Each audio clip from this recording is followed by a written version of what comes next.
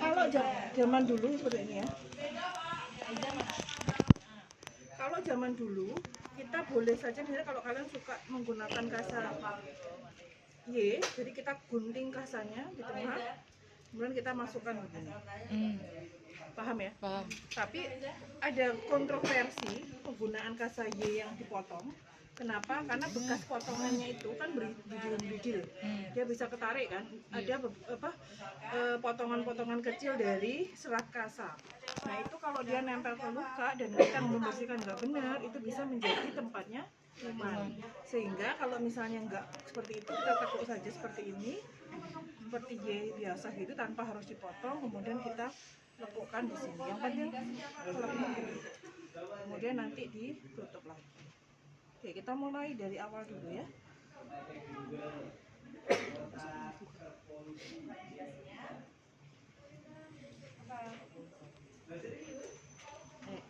Jadi persiapannya adalah kawat bekas steril apa enggak? Steril. Ya. Jadi kita siapkan pasien, kemudian kita dekatkan bengkok di dekat pasien, kita pakai celemek, kemudian kita kasih underpad. Underpadnya di bawah pasien ya.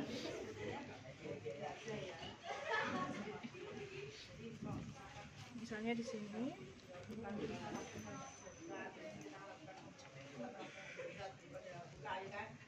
Kita buka dulu bak instrumen yang perlu membuka bak instrumen selalu menghadap jangan di atas gini ya. Gini. Kemudian kita pasang handscoon bersih dulu ya. Pakai handscoon bersih.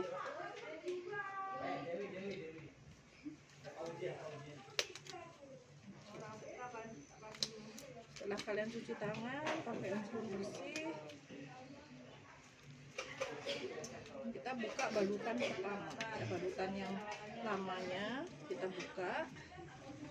Kalau kalian ingin menggunakan pinset boleh, berarti satu pinset yang anatomi tadi digunakan satu untuk membuka balutan, nanti satunya untuk yang perawatan. Tapi kalau misalnya pada saat membuka ini kalian nggak suka pakai pinset, langsung saja. Jadi kalau dia misalnya di sini susah ya, bisa kita menggunakan alkohol ya. Nah, kita tekan-tekan aja. Tapi ingat, jangan memberikan alkohol pada area yang luka.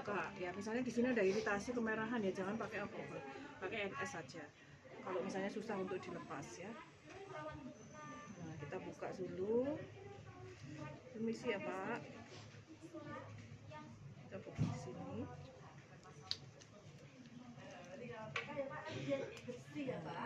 Ini kalau pakai pinset berarti kita ambil pinset dulu pakai yang ini ya. Ini kalau pakai pinset seperti ini yang diambil sini. Tapi kalau nggak pakai pinset langsung saja nggak apa-apa, asalkan kita tidak menyentuh ke lukanya. Ambil balutannya, buang, gitu ya. Jadi jangan ini nempel tangan kita nempel ke sini. Kalau sudah kita observasi area sekitar luka, apakah ada bengkak, kemerahan, ada eksudat, macam-macam ya, ada pus. Kalau ada tanda-tanda infeksi ya berarti kita lapor ke Gadat. Kalau misalnya masih bagus, jahitannya aman, ini juga nggak ketarik-ketarik ya, dilihat di sini ininya, baru kita siapkan.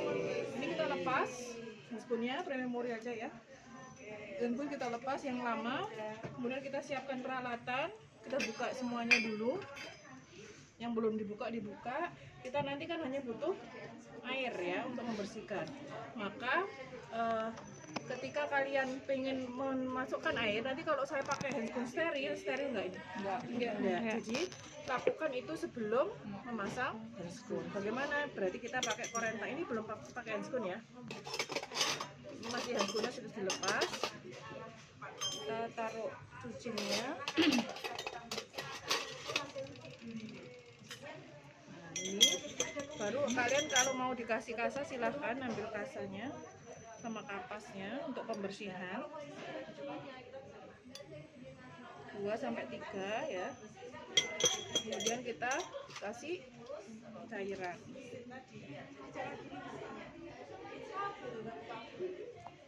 basah ya. Terus kalau sudah semua sudah ready, nah baru kita pakai handscoon yang steril. Misalnya kita buka handscoonnya, pura-pura aja, kita buka, kita pasang yang steril ya. Baru kita ambil pinset, ini sudah steril ya. Ambil pinset, satu chirurgi, satu Anatomi. Oke, sorry. Ulang ya. Mengambil ini harus pakai yang chirurgi ya. Kalau nggak terlalu basah ya nggak perlu dibilas.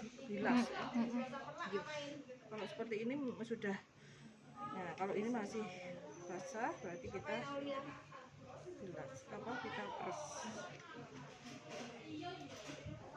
Kalau ada lukanya itu bonyok, misalnya terlalu susah di sini ada pos macam-macam, itu boleh kita menggunakan safflon.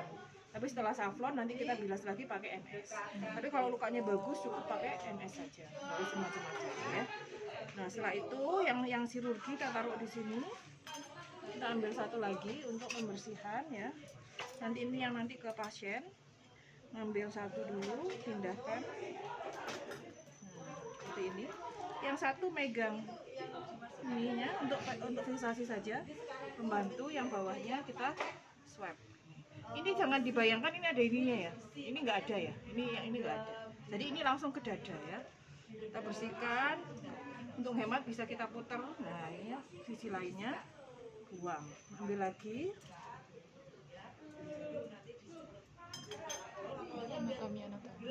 Itu. Ini Iya. dibilas lagi. Kayak iya deh. Terus kemudian pakai kasa.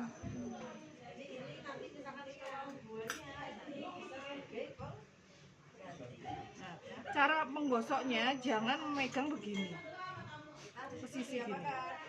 Ya, kenapa? Kalau kita begini, ujungnya si pinset ini kan nempel ke kulit. Kalau kita gosok nanti yang kena ke pinsetnya, sakit. Jadi kalau ini harus kita berdirikan, atau kalian kalau misalnya begini boleh dijepit di tengahnya. Ya. Ini dibersihkan, kemudian ininya area yang ini juga kita bersihkan. Kalau perlu malah kita gini kan, biar bersih. Kita bungkus begini, kemudian dijepit. Nah, ini digosok. Biar si ujung ini sampai ke sini dia kurang lebih 10 cm dari incisi itu bersih ya. Karena biasanya ada cairannya ya. Bisa kita ulangi lagi. Misalnya gitu sampai ininya bersih. Kalau sudah kita keringkan. Ini bisa langsung pakai pinset.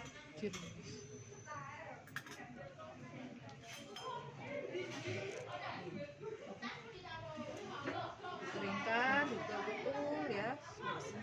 Terus kita siapkan untuk plester rawat lukanya yang pakai ini ya.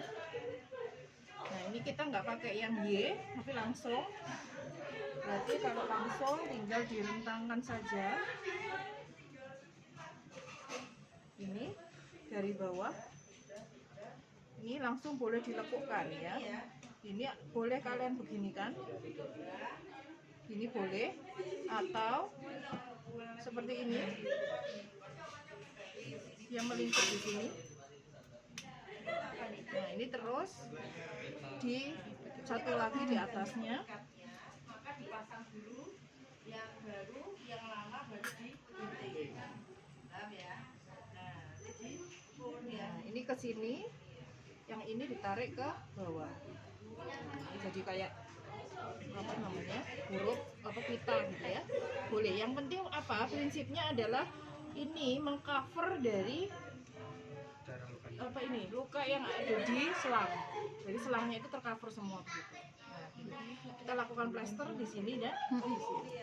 Kalau misalnya kok kurang cantik Bu, saya tambahin lagi, boleh. Misalnya kita ambil satu lagi, ditutup di atasnya biar kelihatan cantik. Ini ya satu, tambahin lagi satu.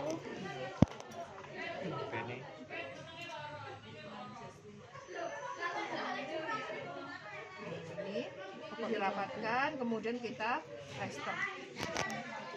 boleh ya. Biasanya kalau di rumah sakit kita nggak pakai plester ini, plester biasa, tapi kita pakai Pavik. Tahu ya Pavik? Yang putih itu jadi di cover semua blok gitu, jadi dia selain rapi juga bisa nggak gampang lepas. Kalau yang ini itu gampang sekali lepas. Nah, ini ya, udah selesai kayak gitu ya. Kemudian kita laporkan, ini kita plester dulu. Kita laporkan, ini sudah boleh pakai apa? Sudah nggak pakai handphone ya. Oke, kan Apa namanya? Ini nanti Ibu kalau saya nyiapin ini dulu pertama silakan. Nggak apa-apa, itu malah lebih baik ya. Misalnya untuk disiapkan ini kita pertama kali siapkan dulu tadi sebelum pakai handphone silakan.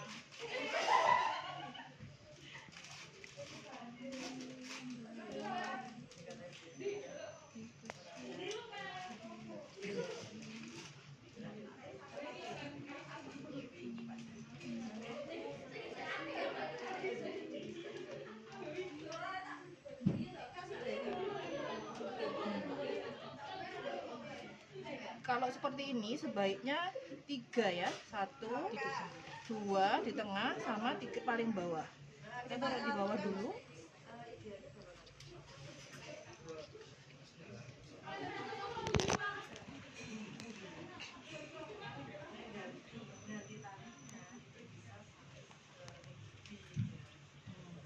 Ini yang sini kita taruh, tambahin 1 lagi biar radius.